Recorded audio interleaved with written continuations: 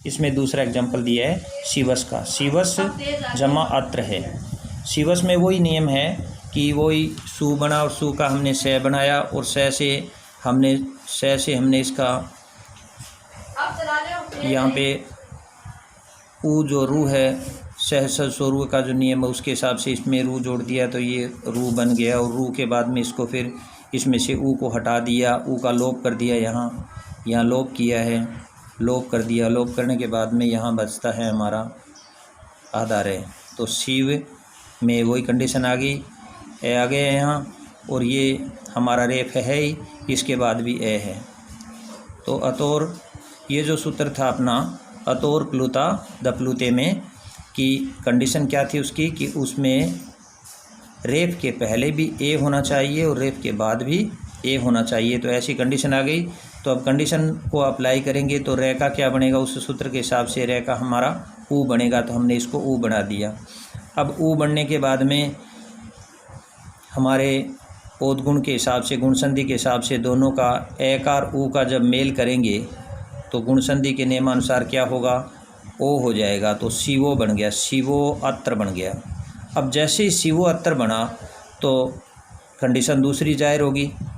दूसरी कंडीशन क्या होगी, ए और ओ हो, पहले पद के अंत में ए और ओ आ जाए तो उसके बाद जमा के निशान के बाद अगर ए आता हो तो हमारा जो सूत्र दूसरा था जो जिसे पूर्व रूप संधि का था उसके हिसाब से हमारा ए और ए को जब हम मिलाएंगे तो पूर्व रूप संधि में हमारा ये अवग्रह का निशान बनेगा इस बाद वाले ए का। तो शिवो अवग्रह त्रय ऐसे लिखा जाएगा। शिवो ए को अवग्रह को बोला नहीं जाएगा, शिवोत्र बोला जाएगा। शिवोत्र सीधा जब हम इस शब्द को बोलेंगे ना तो इसको शिवोत्र बोलेंगे। इस अवग्रह का संकेत ही देना है, इसको कहीं बोला नहीं जाता। इसके बाद देखें, इसके बाद इसकी सेकंड फार्मूला आता है, इसका सेकंड उत्व संधि का सेकंड रूप आता है जिसे हम हसीचय कहते हैं। हसीचय क्या है, इस कंडीशन को और सुने। हसीचय को आप हसी को देखते ही समझ जाओगे। हसीचय जो है वो एक हसीचय जो है वो हस प्रत्याहार है, प्रत्याहार हस प्रत्याहार है। अब हस प्रत्याहार क्या है, इसके लिए मैंने ये कंडीशन लाइन के हिसाब से यहाँ आपके सामने प्रकट की है कि है से लेकर के ये जितने मैंने ब्लैक से लाइन लगा रखी है ना, ये ब्लैक से लेकर के से हलंत तक, बाद वाले मैंने काट दिए, से हलंत तक जितने भी वर्ण हैं इनको हम हस प्रत्याहार बोलते हैं। अब इसको सरल तरीके से समझने के लिए मैंने यहाँ ऐसे भी लिखा है, दोबारा यहाँ भी दर्शाता हूँ।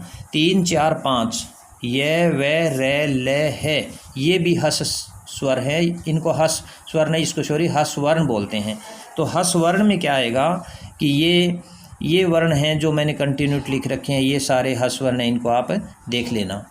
और 3 4 5 का मतलब आप समझ रहे हो कि कै वर्ग जो है उसका तीसरा चौथा पांचवा वर्ण, इसी प्रकार के कै के बाद में चय वर्ग आता है तो चय वर्ग का भी तीसरा चौथा पांचवा वर्ण, इसी क्रम में सारे जो पै तक के वर्ण हैं उनके तीसरे चौथे पांचवें वर्ण ये वे रे ले है, ये हस प्रत्याहारों में आते हैं।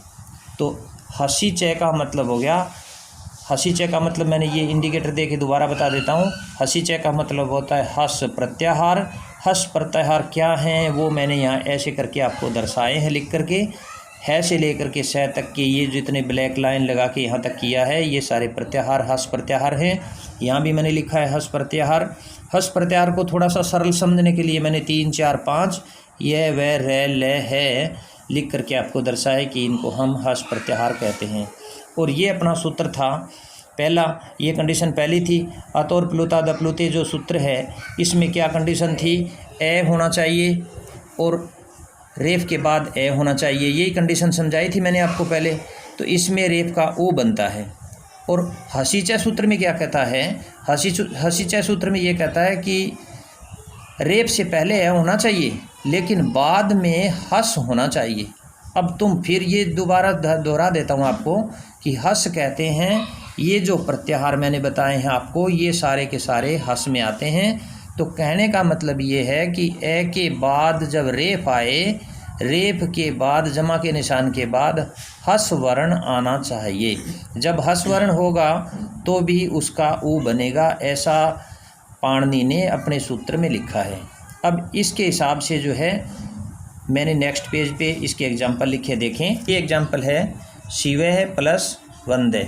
अब शिवः में वो सु वाला सूत्र लगेगा, इसका सु बना, सु से हमने क्या बनाया, श बनाया। यहाँ वापस आ जाओ इसी लाइन में, श बना, और श में श का जो है वो रू का आदेश किया, सहसो रू सूत्र के हिसाब से शिव रू बना, शिव रू वंदे बना।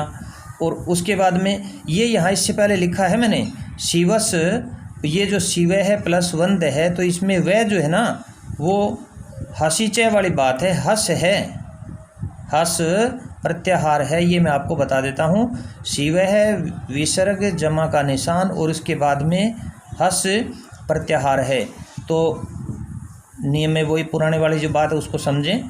शिवस, शिवस के बाद में सदसो रू है, सूत्र के हिसाब से शिव के साथ में रू हो गया, यानी इसके अंदर ऊ का हमने यहाँ ऊ का सूत्र के हिसाब से इसमें जोड़ा, और यहाँ से वापस इसको ऊ का हमने लोप किया।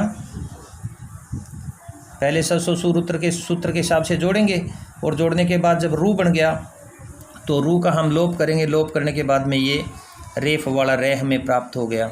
अब कंडीशन अप्लाई करेंगे कि शिव में ए है, दिख रहा है आपको ए, और वंदे जो शब्द है इसमें भी वह है। वह को देखते ही हम पहचान जाएंगे कि ये हस आ गया।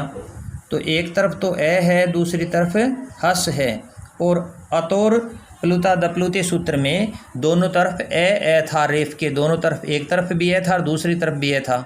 लेकिन हसीचय सूत्र में क्या है, हसीचय में लिखता है कि एक तरफ पहले पद के अंत में तो ए आएगा और दूसरे पद के अंत में हस वर्ण आएगा। हस वर्ण आएगा तो भी कंडीशन अप्लाई करेंगे तो क्या बनेगा, ऊ बनेगा। तो शिव ऊ वंद है, इस तरह से बना। अब इस ए और ऊ को उसी गुण संधि के नियमानुसार जोड़ेंगे हम। ओद गुण जिसको बोलते हैं, गुण संधि है हमारी, गुण संधि को हम जोड़ करके लिखेंगे या गुण संधि बनाएंगे, ऐसा समझ लें आप। ये ओद गुण है, आद गुण बोलते हैं इसको, आद गुण। आद गुण नियम के हिसाब से, या इसको ये समझ लें कि गुण संधि के हिसाब से हम इस व में जो ए है, ए को ऊ के साथ मिलाएंगे तो शिवो बनेगा।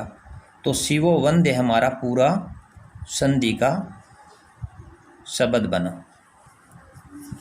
अब इसमें मैंने इसी क्रम में जो है वो इसे रामस जमा नमती लिखा है। तो ये नमती है, हस्ती है, धावती है, गरजती है, वर है, धर है, ये जयती है, हस्ती है। ये सारे के सारे जो मैंने राउंड लगा रखे हैं ये हस प्रत्याहार हैं। ये इस तरह से एक पहला जो पद है उसके बाद जमा के निशान के बाद में हस प्रत्याहार हैं। मैंने क्या बताया कि इसी सूत्र को जब इसी शब्द को जब आगे बढ़ा के ले जाएंगे, जहाँ रेफ आएगा तो रेफ के कंडीशन क्या आ जाएगी लास्ट में, रेफ वाले स्थान पे कि पहले तो ए आएगा, उसके बाद रेफ आएगा, और जमा के बाद में क्या आएगा, हस प्रत्याहार आएगा।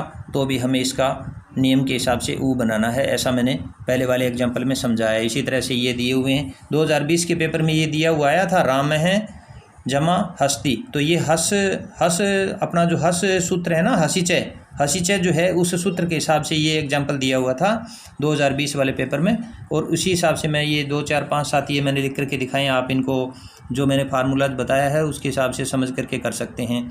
इसी प्रकार से मन से जमा रहता का मैंने समझाया है कि ये रे जो है वो हस प्रत्याहार है। इसी क्रम में इसको सोल्व करके आपको दिखाया है। धन्यवाद।